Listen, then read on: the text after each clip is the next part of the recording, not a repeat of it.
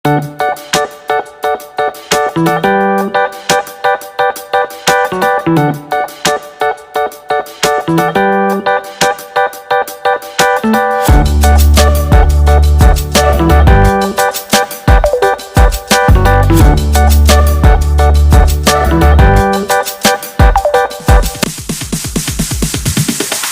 it's DJ.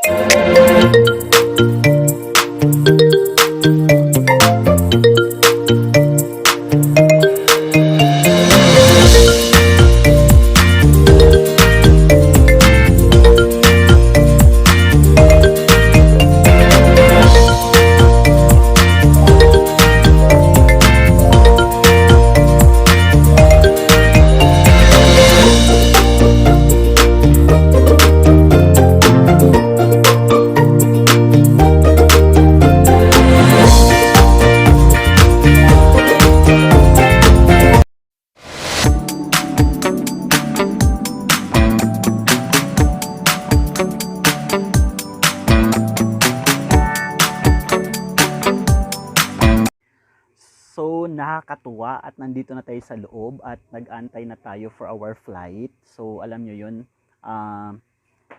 napakaswerte natin, nakapasok tayo dito sa airport na safe, hindi na kailangan ng swab. Kasi yung swab ay para lang po ito sa mga barangay or city na nangailangan doon. Pero pag hindi naman nangailangan yung city na pupuntahan nyo, definitely wala po kayong swab. So, ang kailangan lang is a ticket and of course, ID.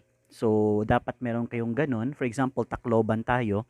So, walang nang kailangan ng ganun. Ang kailangan lang trace up at saka, alam nyo yun, of course, dapat yung protocol na mayroon kayong face shield at saka mask.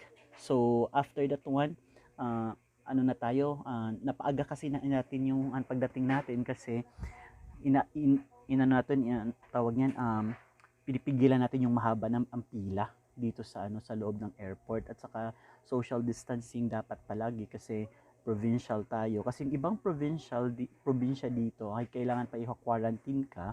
Pero yung sa pupuntahan natin ng area, so hindi na. So kahit hindi na, pagdating nyo sa bahay, still, you need to come up with, yung, alam mo yun, magmamask pa rin kayo. Kahit na mga 2 to 3 days kayo magmamask, lagi kayo nagmamask pa rin. So wag niyong, wag niyong pabayaan yung family na maabutan nyo doon kahit nasa province kayo.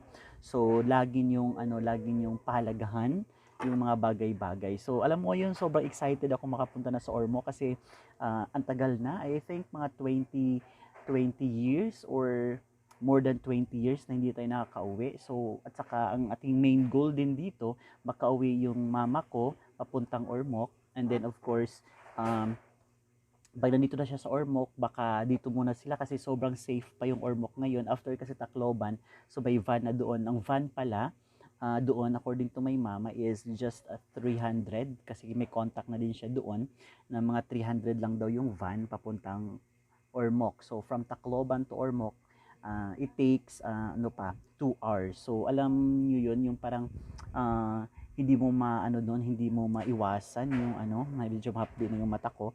So nandito naman tayo sa loob, so feel ko hindi naman yon, pero ilalagay din natin tong face shield natin later. So ngayon nga nag-usap pa lang tayo, so alam niyo yun, i-enjoy lang muna natin yung moment na nandito pa tayo sa airport kasi matagal-tagal pa to.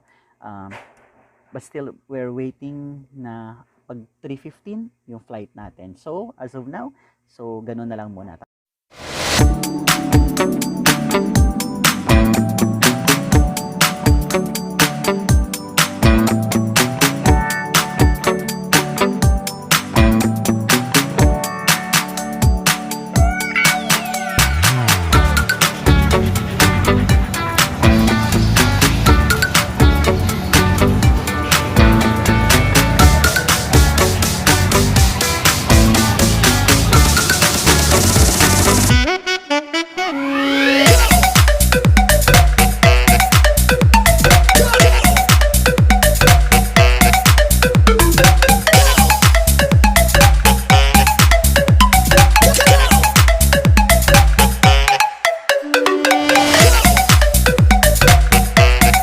So this is it. Ang boarding time natin is at 3:15 pero medyo napaagam. Dumating na yung aircraft. So 2:45 pa lang, pupunta na tayo doon. So ito, naglalakad na tayo going to the aisle, and of course, alam nyo yun, napaka-smooth yung process. Pinapauna yung mga matanda, of course, they are the priority, and of course, yung may mga dalang bata, sila yung nauuna. And then tayo, of course, pumipila tayo ng maayos para tuloy-tuloy at smooth talaga yung pagpunta natin. So, dito tayo sa parang box na to. So, dandahan lang tayo. Hindi naman masyadong maraming tao kaya nakapag-video pa ako. Ibig sabihin, malayo yung agwat, 'di ba? Kasi sine-check ng maigi ngayon. So, andito na tayo, papasok na tayo. Ang itong bagahe natin later, iiwan natin kasi dapat one bag lang at a time. And of course, alam mo yon, napaka-excited kasi sobrang tagal natin hindi nakauwi, around, yun na nga yun, medyo mahaba na rin yung oras. So, dito nandun sila, yung mga kasamahan natin na ganong flight, same yung flight natin, going to Tacloban. So, hanapin na natin yung 15E, right, ngayon, ng upuan, para kasi diretso ito, parang tulay ito, yung daan natin, hindi tayo bababa doon. So ngayon, para nasa tube lang tayo dadaan para diretso na tayo sa aircraft. So yun, iiwan natin yung bag later kasi para wala tayong masyadong bitbit kasi punuan daw ngayon yung aircraft. So sana alam mo yun, maging okay din talaga siya. So iiwan natin later, malapit na tayo doon sa aircraft kasi nagche-check din sila para sa mga bagahe din, right? Kasi may mga binibigay ng prior at saka yung health card ng mga fill upan, pati yung iba pa yung trays up na na ipiprepare natin. So nakapila pa tayo. Wait lang tayo, dandahan na tayo kasi andito na yung mga security guards to check the things before tayo papasok sa aircraft. So dapat medyo tayo, alam mo yun, follow tayo. So ito na, iwan na natin ngayon, malapit na tayo. So alam mo yun, masyado tayong behave, hindi lang masyadong halata pero seryoso yan. So yan, so papasok na tayo. So this is it. Yan, so dito natin iiwan. So yan, so andito na tayo, pasok na tayo. So nandito na tayo sa aircraft. So yan, ang babait ng mga mga nagmo-monitor sa atin. So hanapin natin yung 15E, right? So sa gitna nga tayo kasi tagtatatlo yon. So nasa gitna tayo. Yung dati kong flight, hindi tayo masyadong noon kasi one seat apart. Pero ngayon feel ko, ramdam ko, tabi-tabi lang tayo. So alam mo yun, social distancing is the key talaga, right? So ito yung bagahe na dapat natin iiwan doon.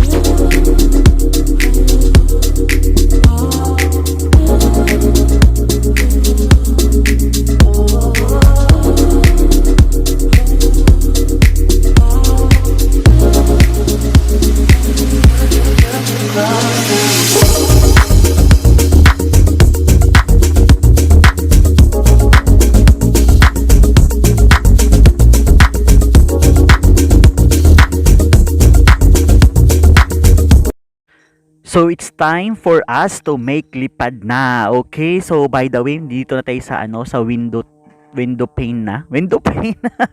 Okay, dito sa gilid na tayo ng window dahil pinalipat tayo ng upuan. Instead of 15 ako kasi nag-self ako service check-in. So nilipat na tayo sa kabila para for exit. So alam mo 'yun, napaganda yung pwesto natin. Pero hindi naman 'yun talaga yung pinaka-purpose, 'di ba? Ang purpose kaya nilagay ka doon kasi para makatulong ka for the emergency purposes. So ito na, lilipad na tayo. So around 55 minutes makarating na tayo ng Tacloban. So ito na 'yon. Ano na siya, angat na siya, yun na, nakaangat na. So see you Tacloban. Okay, so this is it. Pahinga muna tayo. So while lumilipad, parang gusto nga natin magpahinga.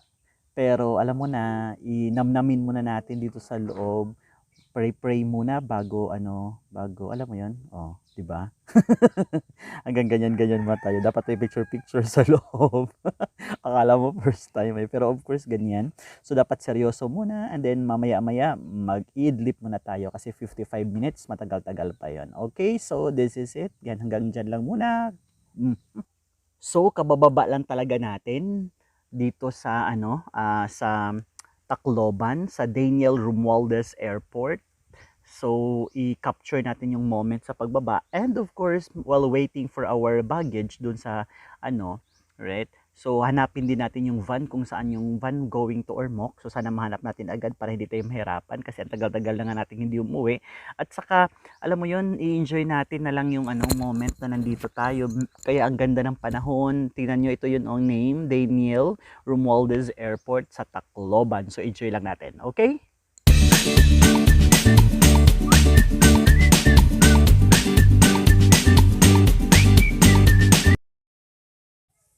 So, kalalabas lang po talaga natin dito sa Daniel Romualdez Airport. So, hanapin na natin at ang bilis, right, ng pangyayari. Una, dapat naka-prepare talaga yung trace app nyo para dire-diretso kayo at saka yung pinifill upan nyo para makalabas na kayo agad. So, may mag-check doon at saka ka kung saan ka talaga dapat dadaan at saan ka pupunta. Kasi may nag-abang na agad ditong mga bantay, right, para para ituturo kung saan yung daanan nyo. So may nagtatanong agad sa atin dito, nandito na tayo sa labas, naglalakad na tayo kung saan yung way papuntang Ormoc. So tinuro tayo ditong banda, so dito tayo pupunta. Nandito daw yung van going to Ormoc. So hanapin na natin kung saan yung nakapark yung van, right? So medyo hapon na at saka 2 hours pa yung biyahe from Tacloban to Ormoc. So ito na, at least 'di ba parang school lang din yung airport dito, yung view niya sa sa Romualdez Airport ng Tacloban. So medyo talaga province yung dating, may mga puno pa. So alam mo 'yun, nandito na tayo, makahanap na tayo ng andito na, nakikita ko na may nagsasabi na going to Ormoc daw, nagsisigaw-sigaw, Ormoc yung van. So dito muna tayo, okay? Later.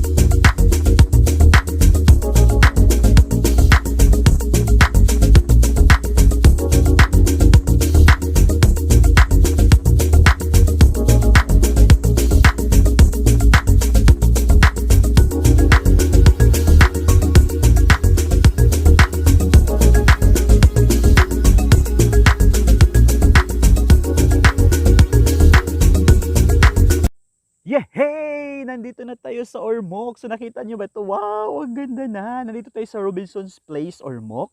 So, kakain tayo, papasok tayo sa mall, pero bago kayo pumasok, dapat may handa na kayong QR code kasi yun yung gate pass natin para makapasok sa mall. Kung wala kang ganun, so baka matenga ka pa. So, prepared QR code para makapasok tayo. At saka nagutom na tayo, sobrang gutom sa biyahe.